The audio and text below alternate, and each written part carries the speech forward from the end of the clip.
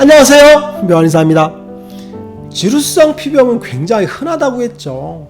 지루성 피부염 환자분들을 많이 진료하게 되는데 아직도 지루성 피부염인 줄 모르고 본인이 무슨 질환인지를 모른다고 체크하는 경우가 굉장히 많습니다. 그래서 진단에 대해서 궁금해해서 오시는 경우들이 굉장히 많거든요. 그래서 제가 누차 지루성 피부염의 진단 방법과 진단이 잘 안 되는 이유에 대해서 한번 얘기했는데 아직도 개선되지 않는 그런 부분이 많습니다. 그래서 오늘 이 시간에는 지루성 피부염이 흔한데 왜 당신들이 지루성 피부염인 줄 모르는지 그 이유를 한번 면밀하게 따져보는 시간을 갖도록 하겠습니다. 지루성 피부염은 습진에 속하는 질환입니다. 습진, 피부질환 중에서 가장 흔한 게 습진이거든요. 거의 피부질환 중에 90% 정도는 습진에 속한다고 보시면 돼요. 그래서 피부질환 하면 습진인데 그 중에서도 가장 흔한 습진이 뭐냐면 지루성 피부염입니다. 통계적으로 보게 되면 접촉성 피부염이나 아토피 피부염이 많다고 되어 있는데 실제로 임상적으로 보게 되면 만성적인 피부질환에서는 지루성 피부염이 압도적으로 많습니다. 보통 신생아기부터 시작되거든요. 그래서 신생아가 태어났는데 머리에 육아라고 해서 새똥같이 각질들이 눌러붙는 경우가 많습니다. 이런 경우에도 지루성 피부염인 경우가 굉장히 흔하거든요. 그리고 얼굴에도 신생아 여드름 같이 나는 경우, 이런 경우들도 사실은 지루성 피부염의 연장선상에 볼 수도 있어요. 그리고 그게 또 진행되면서 사춘기 때 지루성 피부염이 폭발적으로 증가하거든요.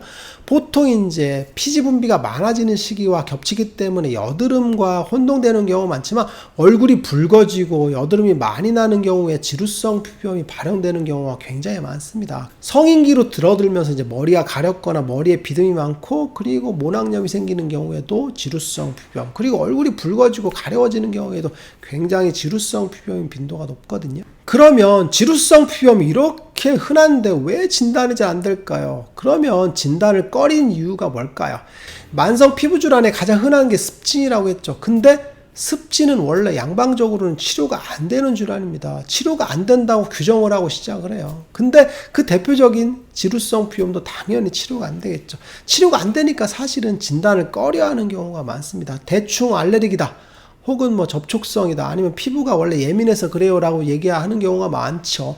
하지만 면밀하게 따져보면 지루성 피부염의 한 부분일 수 있거든요. 그래서 치료가 잘 안 되니까 진단을 꺼리는 그런 경우가 굉장히 흔하다고 보시면 돼요.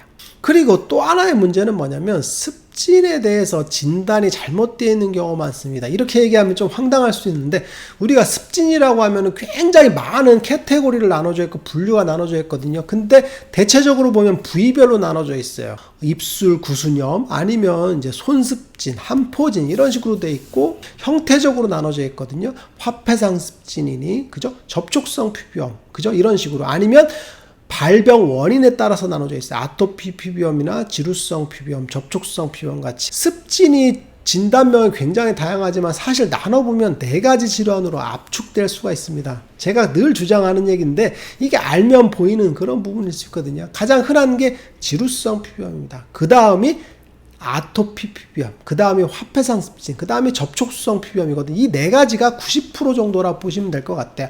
그러면 한포진도 있고 손습진도 있잖아요 하는 경우가 있는데 사실 한포진도 화폐상 습진의 한 부류로 보는 게 많습니다. 치료를 해보면 한포진의 치료와 화폐상 습진의 치료가 동일한 경우가 많아요. 그리고 손습진도 아토피 피부염의 아형이라고 보시면 될 것 같아요. 그리고 구순염도 제가 일전에 얘기했던 것처럼 아토피나 지루성 피부염의 한 부분 증상일 수 있거든요. 그래서 부위별로 나누는 경우는 대략적으로 보면 4가지 카테고리에 다 들어가는 경우가 많습니다. 그래서 지루성 피부염인지 아토피인지 화폐상 습진인지 접촉성 피부염인지 4가지를 가리면 거의 90%의 습진은 대부분 진단이 된다고 보시면 될 것 같아요. 그러면 지루성 피부염을 왜 그렇게 지루성이라고 진단을 못할까요? 사실 이거는 진단의 문제가 되는데 첫 번째는 미약한 경증 지루성 피부염은 뭔지 모르는 경우가 많습니다. 즉 증상 자체가 미약한 경우에는 얼굴이 약간 붉어지기도 하고 안 붉어지기도 하고 가렵기도 하고 안 가렵기도 하거든요. 이런 경우에는 제가 얼굴이 붉어져요 혹은 안 붉어져요 라고 하는데 의사가 보기에는 증상 자체가 미약하거든요. 이런 경우는 그냥 지루성 피부염이라 진단하지 않는 경우가 많습니다. 왜 그러냐면 진단 자체의 기준 자체를 굉장히 박하게 하는 경우가 많아요. 왜 그러냐면 지루성 피부염이라는 건 불치병이라고 인식을 하는 경우가 많기 때문에 불치병이라고 진단을 내리기가 싫은 그런 부분이 있죠. 그래서 굉장히 박한 진단을 내리는 경우가 많다고 보시면 돼요. 그래서 전형적인 지루성 피부염 그리고 심한 지루성 피부염 타입만 지루성 피부염으로 진단을 하고 미약한 경우 그리고 심한 지루성으로 가기 전 단계는 지루성 피부염으로 진단하지 않는 경우가 많아요. 한 가지 한번 예를 들어 볼까요? 제가 얼굴에 홍조가 있다고 쳐보세요. 그래서 홍조를 없애려고 레이저를 받았어요. 그랬더니 얼굴이 홍조가 확 심해지면서 피부가 흔히 뒤집어지는 경우가 많죠. 가장 흔한 경우가 언제인지 아십니까? 레이저 치료를 받는 경우에 그렇습니다. 피부가 멀쩡한 경우에 레이저 치료를 받는 경우는 뒤집어지는 경우가 덜할 수 있는데, 예를 들면 얼굴에 약간 홍조가 있고 피부가 예민해요. 혹은 얼굴에 여드름 같은 게 살짝 나요. 아니면 피부가 약간 예민한 것 같아요. 이런 경우에 레이저를 통해서 피부를 좀 더 개선하려고 하는 경우가 있죠. 이런 경우에 문제가 많이 발생을 합니다. 즉 뭐냐면 레이저를 했더니 얼굴이 더 붉어졌어요. 레이저를 했더니 얼굴에 모낭염이 생겼어요. 레이저를 했더니 얼굴에 여드름이 더 폭발했어요. 피부가 더 예민해졌어요 하는 경우가 많아. 이런 경우가 바로 지루성 피부염의 홍조가 약하게 있고 지루성 피부염의 구진들이 약하게 있는 경우에, 지루성 피부염이 미약한 경우에 레이저를 받고서 심해지는 대표적인 경우라고 보시면 될 것 같아요. 그리고 두 번째는 얼굴에 발생한 접촉성 피부염을 지루성 피부염인 줄 모르는 경우가 많습니다. 실제로 접촉성 피부염은 굉장히 적어요. 그런데 접촉성 피부염으로 진단을 많이 내린단 말입니다. 무슨 얘기냐면 제가 피부염이 없는 상태인데 화장품을 바르고 피부가 뒤집어졌어요 하는 경우는 화장품을 바르서 뒤집어졌다는 얘기만 듣거든요. 그럼 뭘로 진단하겠어요? 당연히 접촉성 피부염이라 진단하겠죠. 근데 원래 피부 상태가 어떤지를 꼼꼼하게 물어보질 않습니다. 원래 피부가 붉었는지, 원래 가려웠는지, 머리에 비듬이 많았는지, 머리가 가려웠는지, 그리고 머리 상태가 어땠는지, 가슴이나 이런 데 염증이 있었는지, 이런 것들 면밀하게 따져보지 않고 얼굴이 뒤집어졌어요 라고 하는 경우에 얘기만 듣고 그래, 그러면 접촉성 피부염이라고 진단하는 경우가 많은데, 사실은 접촉성 피부염도 굉장히 적고 지루성 피부염인 경우가 더 많습니다. 즉 무슨 얘기냐면 지루성 피부염이 미약한 상태에서 화장품이 좋다고 하니까 종류를 굉장히 다양하게 쓰는 겁니다. 세럼, 에센스, 로션, 크림, 영양크림, 그죠? 이런 것들을 굉장히 폭발적으로 많이 쓰게 되죠. 이런 경우에 피부가 감당을 못하고 뻥 터지는 경우가 많습니다. 이런 경우는 즉 지루성 피부염이 미약한 상태에서 화장품에 의해서 피부염이 악화되는 그런 요인이죠. 즉 접촉성 피부염이 아니라 지루성 피부염의 악화 버전이라고 보는 게 더 합당할 수 있습니다.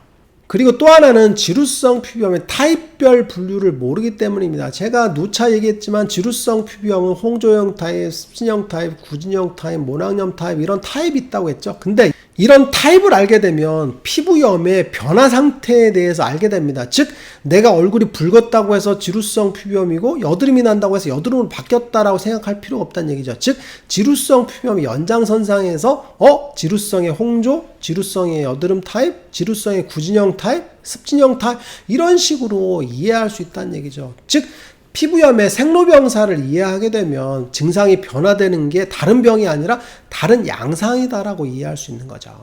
그리고 마지막으로 국소 부위의 습진을 지루성인 줄 모르는 경우가 많습니다. 저번에도 얘기했지만 구순염 같은 경우에도 지루성 피부염의 입술 버전이 심해지는 경우들이 굉장히 많다겠죠. 그리고 또 하나는 귓바퀴의 습진도 지루성 피부염인 양상인 경우가 많고, 그리고 겨드랑이 습진도 지루성 피부염인 경우가 많고, 가슴 사이의 습진도 지루성 피부염인 경우가 많습니다. 실제로 환자분들 중에서 지루성 피부염인지 모르고 오시는 경우가 많아요. 그래서 옆구리 같은 경우나 겨드랑이의 습진이 심한데 이거 어떻게 치료하나요? 라고 하는 경우가 많은데, 그러면 사실은 옆구리랑 겨드랑이만 보게 되는데 면밀하게 따져서 얼굴도 보고 두피도 보게 되면 지루성 피부염인 경우가 많습니다. 즉 국소 부위의 습진 중에서 국소 부위가 심하다 하더라도 그 질환 자체의 오리진을 따져보면 지루성 피부염인 경우가 굉장히 많습니다.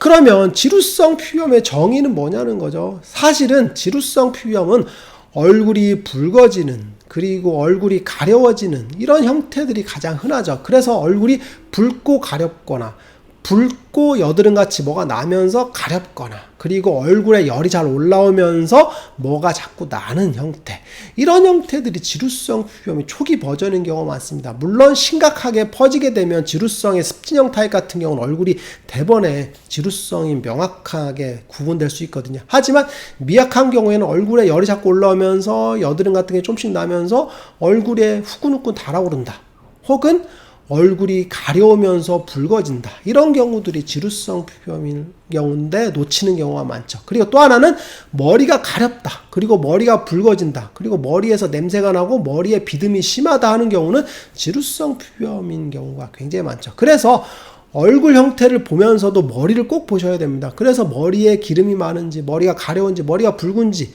이걸 종합적으로 보게 되면 얼굴이 붉고 머리가 붉으면 지루성 피부염일 가능성이 굉장히 높죠. 그래서 피부 전체를 동시에 보는 게 굉장히 중요하다고 보시면 될 것 같아요. 오늘 시간에는 지루성 피부염이 흔한데 흔하지 않은 이유에 대해서 한번 알아봤어요. 지루성 피부염인지 모르게 되면 관리 방법을 잘 모르기 때문에 피부염이 심해져도 그 왜 심해지는지를 모르는 경우가 많습니다. 그래서 정확한 진단이 첫 번째라고 보시면 될 것 같아요. 묘한의사에게 궁금한 거 있으면 댓글로 남겨주세요. 영상을 통해서 답변을 드리겠습니다. 빠잉!